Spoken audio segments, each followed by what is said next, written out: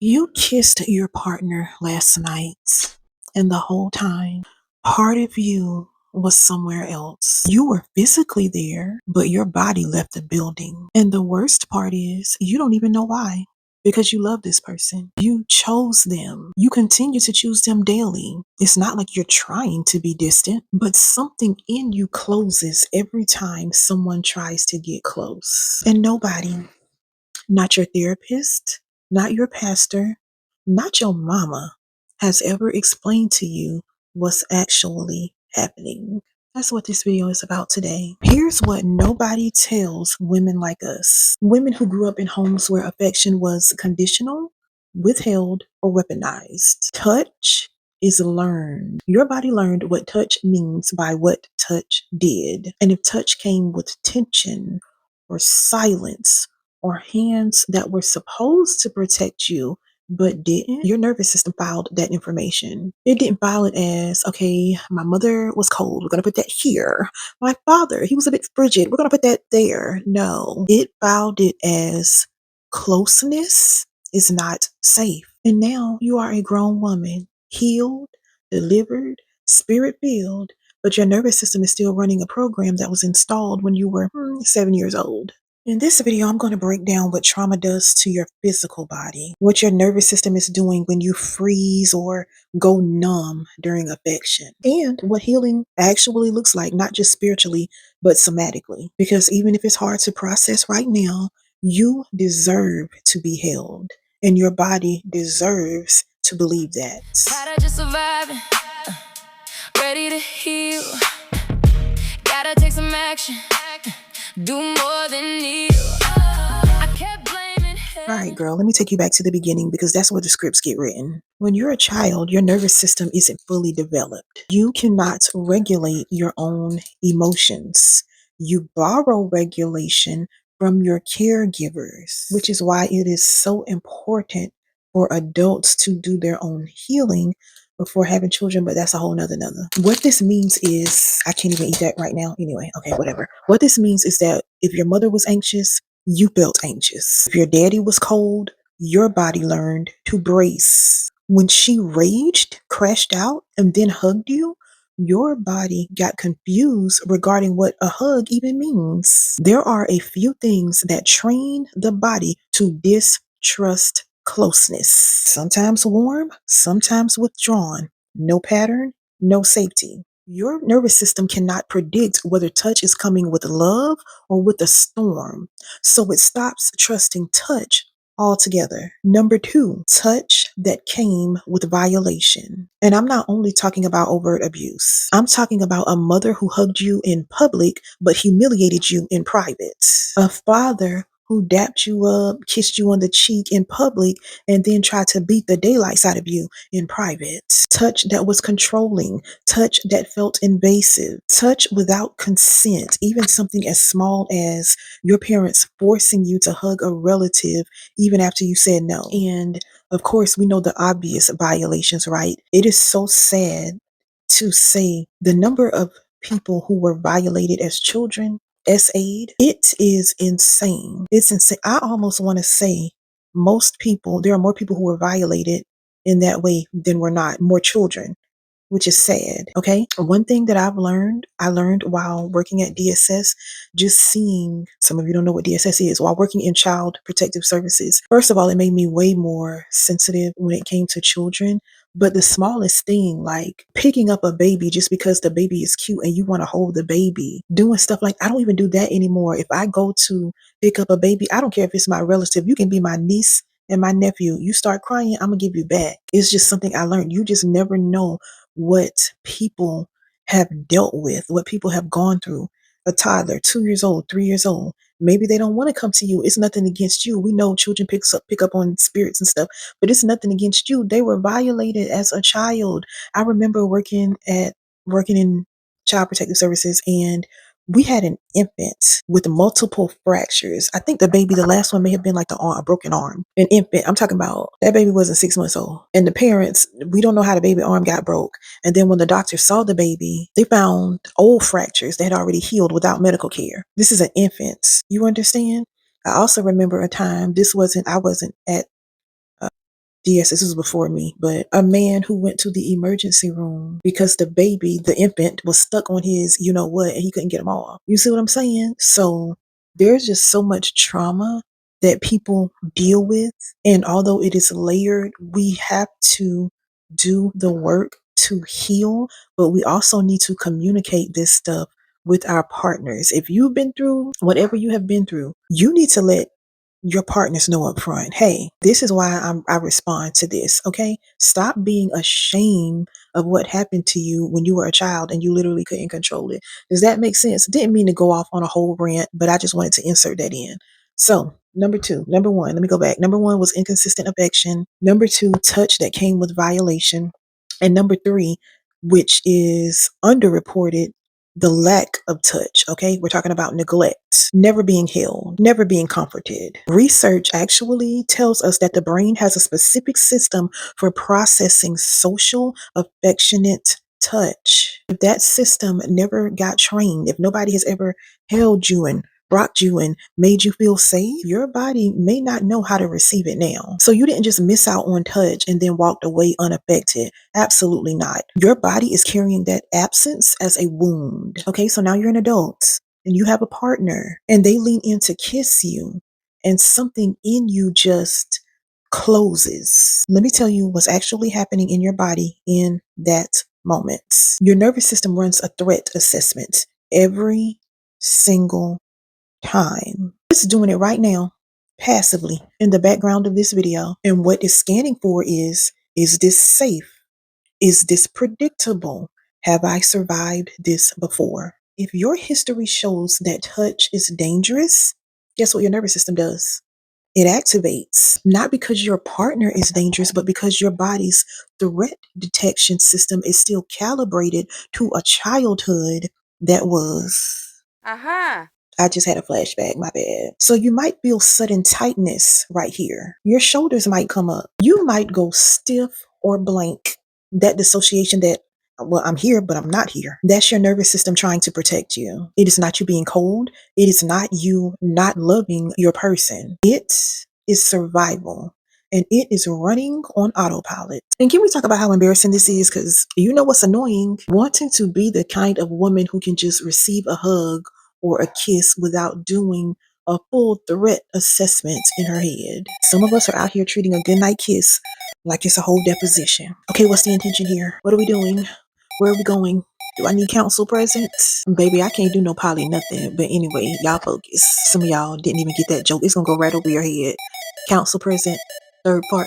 Never mind. But real talk, this isn't a personal failing. This is a nervous system that has never been taught that closeness can be safe. But that is teachable and it can change. Now, here's something I want you to understand because it might actually give you some relief. Not all touch triggers you equally, and that is not random. Research on trauma and physical touch has actually found that your nervous system evaluates touch based on several factors: the type of touch, where on your body, whether it was expected or a surprise, the emotional context that is happening in, and whether the person touching you has felt safe before. So you might be fine holding your partner's hand, but you shut down when they try to hug you from behind. You might tolerate a quick kiss, but then you freeze during prolonged affection. That inconsistency is not you being difficult.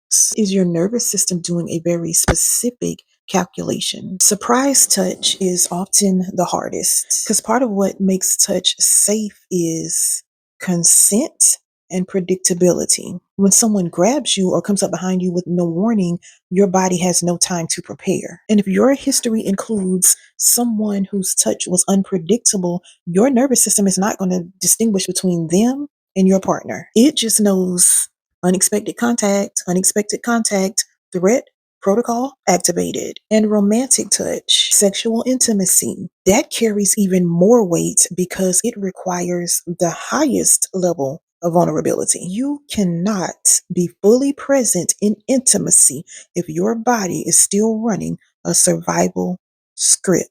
I don't care how good you think it is. I don't care how many times you released. I'm telling you, just trust me on this. It gets better when you come out of survival mode and you start healing. That's not a spiritual problem first. That is a physiological reality. You are not broken. You were wired for the war you were already in. Look at your neighbor and say, neighbor, I have something to look forward to. Real quick, if this is resonating with you and you need somewhere to start, I have a free guide called It's Not Your Faith, It's Your Nervous System. The link is in the description. Grab it before you leave this video. Also, drop a comment and tell me what is resonating with you the most. The flinching, the going blank, the wanting to be touched but still unable to let your partner in. Y'all know I read every single comment, so yeah, what's up? Now I'm gonna say something that may make you uncomfortable, but I'm gonna be as loving as I possibly can. Avoiding touch doesn't make you safer.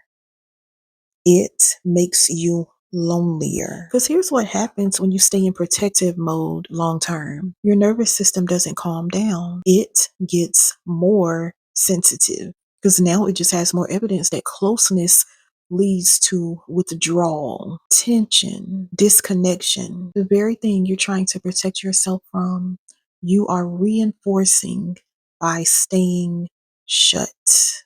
And your relationships start to feel like this silent negotiation. Your partner stops reaching for you as much because they don't want to be rejected. You feel the distance and call it peace, but it's not peace. It's just an absence of conflict. An absence is not intimacy. Some of you are in a marriage right now where you and your husband are roommates and you've made peace with it.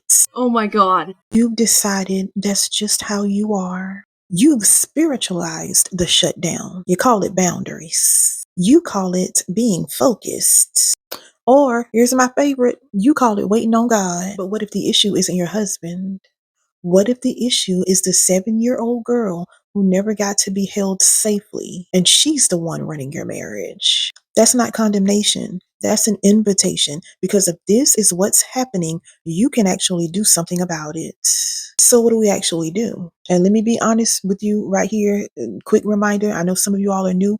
I am not a licensed therapist. I won't pretend to be. I've never pretended to be. Y'all know I push y'all to go to therapy. What I am is a woman who has done the work, who bridges nervous system science with deliverance ministry, and who has walked women through this in real time. The first thing is stop forcing it.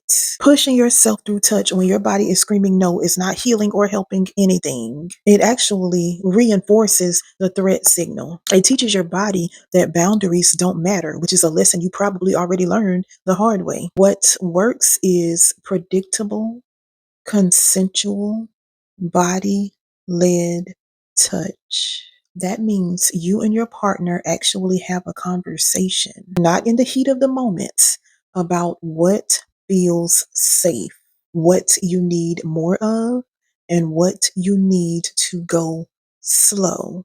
That vulnerability is hard, but this is the work. If that man wants to tie you up, you got to let him know, listen, I ain't ready for that yet. No. The second thing is you need to learn your nervous system's language. Your body gives you signals before it shuts down. Tension in your jaw, holding your breath, shoulders rising, a sudden urge to create distance. Those signals are not problems. They are data. When you can name them, you can work with them instead of being dragged by them. And if your nervous system was a person, she would be like a very dramatic coworker, very extra, always escalating. But once you learn her patterns, once you understand what sets her off and why, she actually becomes manageable. You two start working together instead of her just hijacking the entire meeting. The third thing, and this is just a faith piece that I refuse to let go of, healing touch exists. God invented physical affection. The laying on of hands is throughout scripture. Jesus touched people who hadn't been touched in years. There's something spiritual about reclaiming your body as a safe place. That's not just therapy language. That is your inheritance as a daughter of God. You were not created to live in your body like it's a place you're just visiting. Before you close this video, I want you to do one thing. Just one. Name what's true for you today. Whether that's just my body goes blank, or I flinch, but I don't know why, or I want to be held, but I can't let anybody in. Whatever that truth is, I want you to write it down, say it out loud, because healing starts with permission to be honest about where you are. If you are ready to go deeper, and I mean really do the work, not just watch some videos, I'm going to point you to two places. First is a clarity reset. It's my signature program that's going to walk you through nervous system science and faith-based healing. It's going to give you the framework to start moving again. The link is in the description. The second is Bloom, my coaching container for women who need more than surface level healing. If you want to go deep, do the inner work, and come out on the other side actually integrated, not just informed, Bloom is where that happens. Your body is not your enemy. It is the evidence of everything you've survived. And the fact that you are still here, still asking questions, still reaching for wholeness, tells me the healing is already working. I love you. Not the performative kind, the kind that tells you the truth. Go do the work. I'll be here. I kept blaming heaven for what still bled in me, but the bruises had a name and they came from deep. So I let it surface, I let it speak. Hands open now on my bent knees. It was never